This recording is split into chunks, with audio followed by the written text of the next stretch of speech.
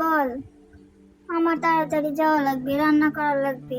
এইদিকে তোর বাবা যে কই গেছে, এখনো বাড়ি ফেরার নাম নাই।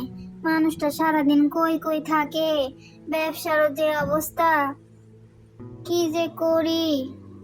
মা, আজকে আমার না খুব ফুচকা খাইতে মন চাইতেছে, একটু বানায় দিবা আমারে ফুচকা?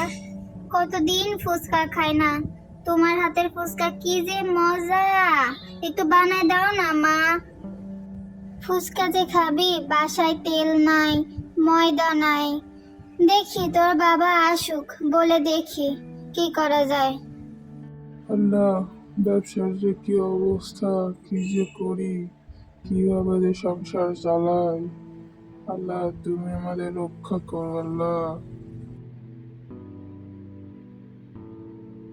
বউ, বউ দরজা খোলো। বউ, দরজা খোলো। কি হয়েছে তোমার? কিসের এত চিন্তা করতেছো? আল্লাহ যা করে ভালোর জন্যই করে, দেখো সব ঠিক হয়ে যাবে। এত এত চিন্তা করে তোমার শরীর খারাপ করো না। এখন ওঠো, হাত মুখ ধুয়ে ভাত দিয়ে খেয়ে নাও।